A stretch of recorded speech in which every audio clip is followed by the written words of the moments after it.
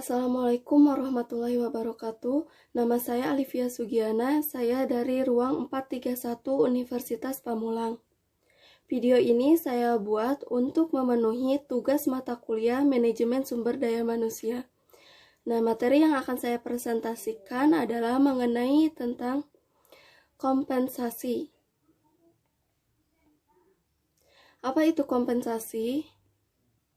Menurut Hasibuan, kompensasi adalah semua pendapatan yang berbentuk uang barang langsung atau tidak langsung yang diterima karyawan sebagai imbalan atas jasa yang diberikan kepada perusahaan.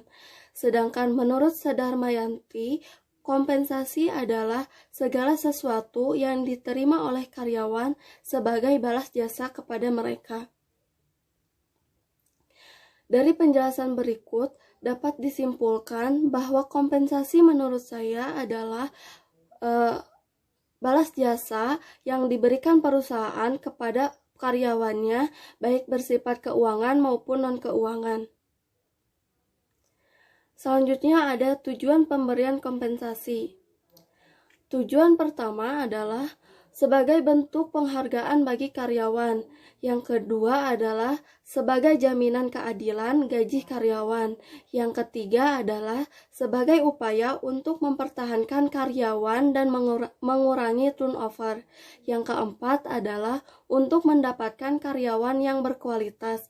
Yang kelima adalah untuk memenuhi peraturan-peraturan perusahaan juga nasional.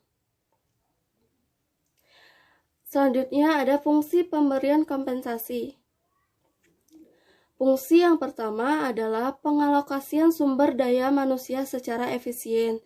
Yang kedua adalah penggunaan sumber daya manusia secara lebih efisien dan efektif. Dan fungsi yang ketiga adalah mendorong stabilitas dan pertumbuhan ekonomi secara keseluruhan. Berikutnya, jenis-jenis pemberian kompensasi. Kompensasi dibagi menjadi dua, yaitu kompensasi finansial dan non-finansial. Kompensasi finansial terdiri dari kompensasi langsung dan kompensasi tidak langsung. Kompensasi langsung adalah kompensasi yang dibayarkan karena kewajiban atau pokok. Mudahnya bisa kamu lihat seperti bayaran pokok, bayaran intensif, berupa bonus dan komisi, contohnya gaji, komisi, bonus, tabungan, dan intensif. Sedangkan kompensasi tidak langsung yaitu uang ganti rugi dalam bentuk bayaran di luar kewajiban. Perusahaan berhak memberikan atau tidak memberikan kompensasi tambahan ini bagi karyawannya, kecuali jika memang dibutuhkan seperti cuti kehamilan, asuransi, pesangon, dan pensiun. Berikutnya, kompensasi non-finansial terdiri dari karir dan non-karir. Karir contohnya, maksudnya karir dan lingkungan kerja. Karir contohnya tugas-tugas yang menarik, tantangan, tanggung jawab, pengakuan, dan rasa pencapaian. Sedangkan lingkungan kerja contohnya kebijakan-kebijakan yang sehat, kerabat yang menyenangkan, dan lingkungan kerja yang nyaman. Berikutnya ada faktor-faktor yang mempengaruhi besarnya kompensasi.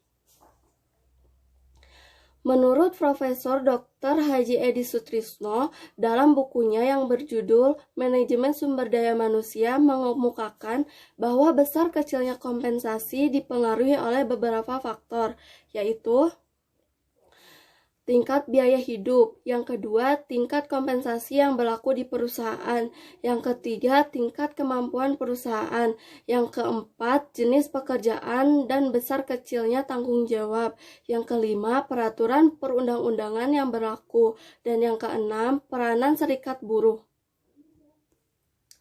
Berikutnya ada tahapan menetapkan kompensasi. Tahapan yang pertama adalah mengevaluasi tiap pekerjaan dengan menggunakan informasi analisis pekerjaan untuk menjamin keadilan internal yang didasarkan pada nilai relatif setiap pekerjaan. Tahapan yang kedua adalah melakukan survei dan upah dan gaji untuk menentukan keadilan eksternal yang didasarkan pada upah pembayaran di pasar kerja. Tahapan yang ketiga adalah menilai harga tiap pekerjaan untuk menentukan pembayaran upah yang didasarkan pada keadilan internal dan eksternal. Selanjutnya ada tantangan dalam menetapkan kompensasi. Menurut Sirait, metode penetapan gaji yang sebaik apapun akan menghadapi tantangan. Tantangannya yaitu yang pertama, standar gaji yang berlaku umum. Beberapa jabatan harus dibayar lebih dari yang seharusnya sebab oleh desakan pasar terutama untuk jabatan yang sukar diisi lowongannya. Tantangan yang kedua, kekuatan serikat buruh. Serikat buruh dapat menggunakan kekuatannya untuk memperoleh gaji yang sesuai dengan relatif jabatannya. Tantangan yang ketiga, produktivitas. Perusahaan harus memperoleh laba agar bisa tetap hidup. Sebaliknya, juga pegawai tidak akan digaji lebih daripada kontribusi yang diberikan kepada perusahaan digaji sesuai produktivitas mereka. Tantangan selanjutnya, peraturan pemerintah. Pemerintah turut campur dalam menentukan beberapa kebijakan yang berkaitan dengan tenaga kerja, seperti menentukan upah minimum regional, upah lembur, pembatasan usia kerja minimal 15 tahun sampai dengan 65 tahun, dan pembatasan jam kerja maksimum 40 jam per minggu. Tantangan selanjutnya adalah nilai yang sebanding dengan pembayaran yang sama. Masalah penting dalam manajemen kompensasi dengan kesempatan yang sama adalah comparable worth, nilai yang sebanding. Setiap jabatan yang mempunyai nilai yang sama bagi organisasi harus dibayar sama. Comparable worth berarti pembayaran yang sama untuk pekerjaan yang sama. Nah, dari materi yang sudah saya bahas berikut dapat disimpulkan bahwa kompensasi adalah balas jasa yang diberikan perusahaan kepada karyawannya. Kompensasi ini merupakan hal yang sangat penting dilakukan oleh perusahaan karena dengan adanya kompensasi yang sesuai dengan pekerjaan yang dilakukan oleh pekerja akan membuat pekerja menjadi lebih bersemangat sehingga produktivitas bertambah dan bisa mencapai tujuan perusahaan. Nah, sekian dari presentasi yang saya buat. Mohon maaf apabila ada salah-salah kata. Wassalamualaikum warahmatullahi wabarakatuh.